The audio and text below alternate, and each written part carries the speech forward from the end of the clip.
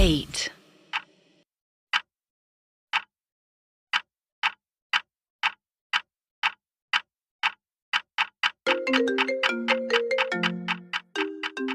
कबीर ने जब अपनी आंखें खोली तो उसने देखा कि वो अपने घर में बेड पर लेटा हुआ था। शाम के 7:30 बज रहे थे। कबीर की यादें एक जिगसॉ पजल की तरह बिखरी हुई थी। उसके सर में काफी दर्द था। तभी उसे एक आवाज सुनाई दी।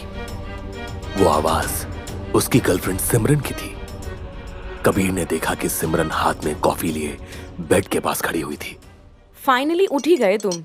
ये लो कॉफी पी लो, थोड़ा बेटर फील होगा। लेकिन व्हाट हैपेंड? मैं तो अधर्म के कमरे में।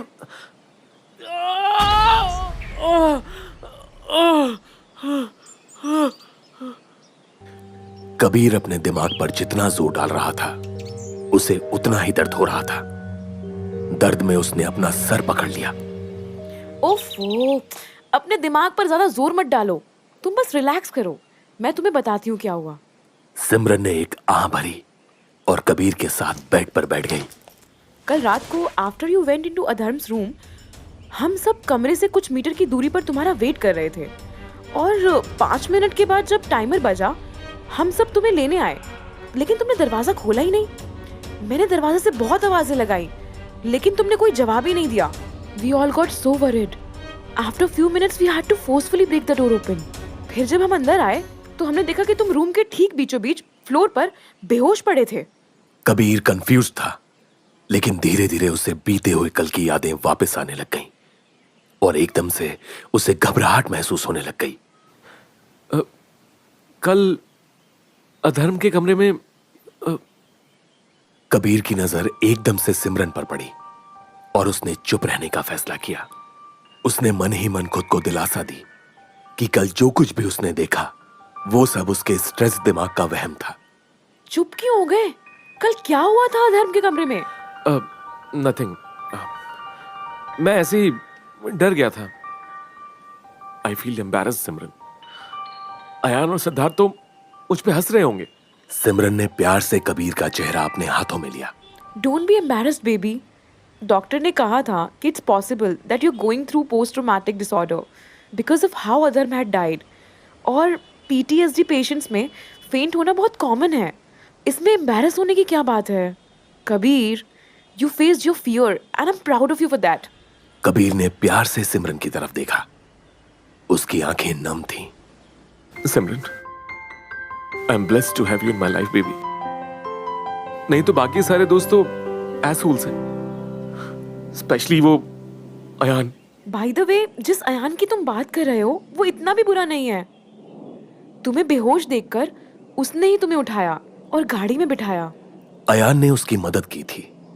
ये बात कबीर को बड़ी अजीब लगी, लेकिन उसे पता था कि सिमरन उससे झूठ नहीं बोलेगी।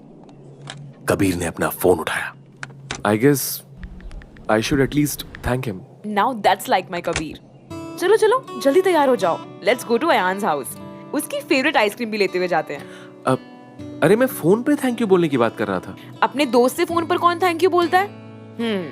चुपचाप चलो उसके घर और face to face thank you बोलना प्लीज। लेकिन सिमरन, थैंक यू बोलने के लिए मिलना क्यों जरूरी है?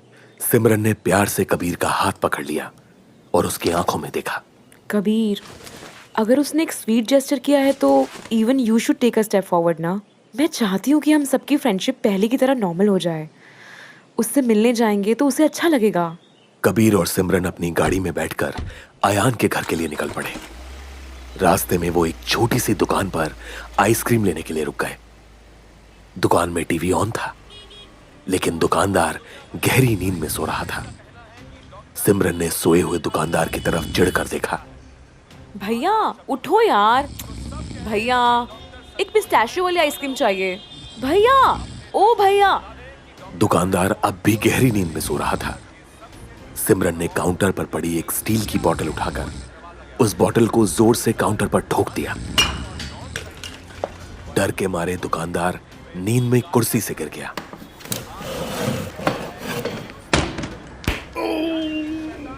अरे बबलू की अम्मा, हमें आज मत मारो। ये सुनकर सिमरन की हंसी छूट गई। अरे भैया, मैं आपके बबलू की अम्मा नहीं, आपकी कस्टमर हूँ। एक पिस्ता वाली आइसक्रीम दो ना यार, कब से वेट कर रहे हैं। दुकानदार एम्बैरेस्ड हो गया। अरे अरे अरे सॉरी सॉरी सॉरी। वो क्या है कि हमारी बीवी को आदत है हमको नींद में मारने की। क्या है कि काम के समय सोते हुए उससे हम बिल्कुल अच्छे नहीं लगते, इसलिए थोड़ा घबरा गए। दुकानदार ने फ्रिज खोला और उसमें से आइसक्रीम निकाली। सिमरन अपनी हंसी कंट्रोल कर रही थी। तभी उसकी नजर दुकान पर टंगी एक फोटो पर गई। अरे भैया, आप अपनी बीवी से इतना डरते हो कि आपने उसकी फोटो का हार टांग दिया।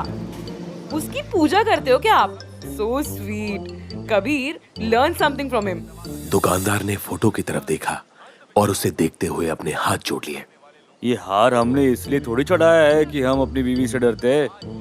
नहीं नहीं नहीं, मेरे कहने का मतलब है कि हम डरते तो है, लेकिन ये हार हमने इसलिए चढ़ाया है क्योंकि हमारे यहाँ जब कोई मर जाता है तो हम उसकी फोटो पर हार चढ़ाते हैं। और कुछ लेंगे मैडम? सिमरन एकदम से सीरियस हो गई। ओह, आई एम सॉरी, मुझे नहीं पता था। लेकिन वेट, अभी तो आपने कहा कि आपकी बीवी आपको मारती है। दुकानदार ने आइसक्रीम का एक फैमिली पैक एक प्लास्टिक की थैली में डाला। हाँ मैडम, वो मारती है मतलब उनकी आत्मा हमको मारती है। सिमरन एक टक उस दुकानदार को देख रही थी, फिर उसकी हंसी निकल गई। या राइट भैया, सुबह से कोई और नहीं मिला क्या? ये लो आपके पैसे, बाय। कबीर, लेट्स गो। लेकिन कबीर तो दुकान में लगे हुए टीवी पर चल रही न्यूज को देख रहा था।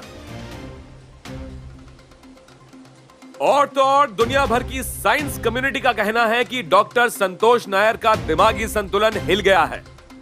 आसान शब्दों में कहें तो सब कह रहे हैं कि डॉक्टर संतोष नायर पागल हो गए हैं। अपने दर्शकों को बता दें कि डॉक्टर नायर को 2 साल पहले ही भारत के सबसे प्रेस्टिजियस अवार्ड यानी कि इंडिया साइंस अवार्ड से नवाजा गया था। जो इंसान अंधविश्वास और नॉन साइंटिफिक सोच रखने वाले लोगों को अपने इंटरव्यूज में गालियां देता था, आज वो सबसे कह रहा है कि उसने डेविल को यानी कि शैतान को खुद अपनी आंखों से देखा है और इसके चलते अब वो दूसरी दुनिया यानी आत्माओं की दुनिया में पूरा विश्वास करते हैं। जहां विज्ञान की कम्युनिटी को इस खबर ने नाराज किया है, वहीं मुंबई के एक एमपी ने डॉक्टर संतोष नायर को 1 करोड़ रुपए गिफ्ट करने का फैसला किया है। उनका कहना है कि डॉक्टर नायर भारत की संस्कृति और कल्चर को जिंदा रखने में देश की मदद कर रहे हैं। दूसरी खबरों में पीएम नरेंद्र मोदी आज फिर फोटो खिंचवाने के लिए। कबीर ने एकदम से सिमरन की तरफ देखा। सिमरन ने घबराकर उस दुकानदार को देखा। भैया, इस वक्त आपकी बीवी की आत्मा कहाँ है? मैडम, बबलू की अम्मा ठीक आपके बगल में खड़ी है, आपके चेहरे के एकदम पास। आपको घूर रही है, शायद आप उसको बहुत अच्छी लगी हो। सिमरन ने धीरे से कबीर का हाथ पकड़ लिया। कबीर, लेट्स गो। नहीं तो आइसक्रीम पिघल जाएगी। You know, Simran, I read his paper on multiverse theory. It was superb. मुझे ऐसा लगने लगा था कि फाइनली हमारे देश से एक एक्सेप्शनल साइंटिस्ट दुनिया भर में जाना जाएगा। और अब ये सब foolish claims? How can you call yourself a scientist अगर तुम ऐसे बेसलेस स्टेटमेंट्स देने लगते हो? Kabir, people are allowed to have their own opinions. शायद उसने सच में डेविल को देखा हो। Scientist should only deal in facts and not in opinions. हाँ, वो एक थ्योरी सजेस्ट कर सकता है, लेकिन ये कहना कि उसने शैतान सच में देख लिया, that is just absolutely ridiculous. कुछ देर बाद कबीर और सिमरन अयान की फेवरेट आइसक्रीम लेकर रात के 8 बजे अयान की बिल्डिंग में गए। वो एक पॉश सोसाइटी में 16 फ्लोर के एक अपार्टमेंट में अकेला रहता था। गेट पर बिल्डिंग का वॉचमैन कानों में ईयरफोन्स लगाए कोई भोजपुरी मूवी देख रहा था। वो मूवी देखने में इतना खो गया था कि उसने कबीर और सिमरन को बुक में एंट्री करते समय भी ठीक से नहीं देखा। कबीर और सिमरन अयान के फ्लैट के दरवाजे के सामने खड़े थे। सिमरन ने कबीर की तरफ देखा। Why so serious? थोड़ा स्माइल करो ना। I am pissed. यार, ये डॉक्टर नायर को मैं अपना हीरो मानता था, and look at what he is saying. मैंने शैतान को देखा है। What rubbish. I am so disappointed यार। अरे लीव दैट डॉक्टर नायर ना। सिमरन ने डोरबेल बजाई। किसी ने दरवाजा नहीं खोला। सिमरन ने एक बार फिर बेल बजाई। लेकिन अयान के फ्लैट का दरवाजा नहीं खुला। कबीर ने सिमरन को गुस्से से देखा। सिमरन, तुमने उसे यहां आने के पहले कॉल तो किया था ना? सिमरन ने अपना सर हिलाते हुए ना का इशारा किया। कबीर ने अपने मोबाइल से अयान को कॉल लगाया,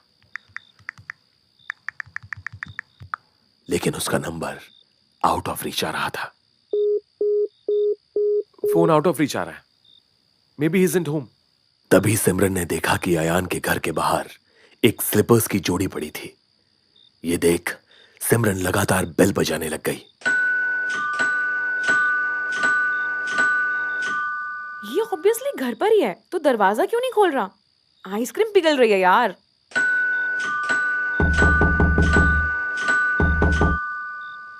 कॉरिडोर से आ रही आवाजें सुनकर बगल में रहने वाली एक आंटी भी बाहर आ गई। अरे कौन शोर मचा रहा है मैन? ये हमारा प्रेयर का टाइम है। Oh so sorry aunty. Kabir, let's go. Kabir ने सिमरन की बात का कोई जवाब नहीं दिया। जब सिमरन ने मुड़कर देखा तो कबीर एकटक जमीन की तरफ देख रहा था।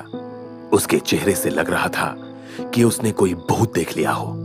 सिमरन जब उसके पास आई तो कबीर ने दरवाजे के नीचे की तरफ इशारा किया। सिमरन ने देखा कि दरवाजे के नीचे से खून बाहर आ रहा था। ओह जीसस क्राइस्ट! ये देखकर पड़ोस वाली आंटी की भी चीख निकल गई। कबीर ने सिमरन को देखा और अगले ही सेकंड दोनों दरवाजे को कंधे से मारते हुए खोलने लग गए।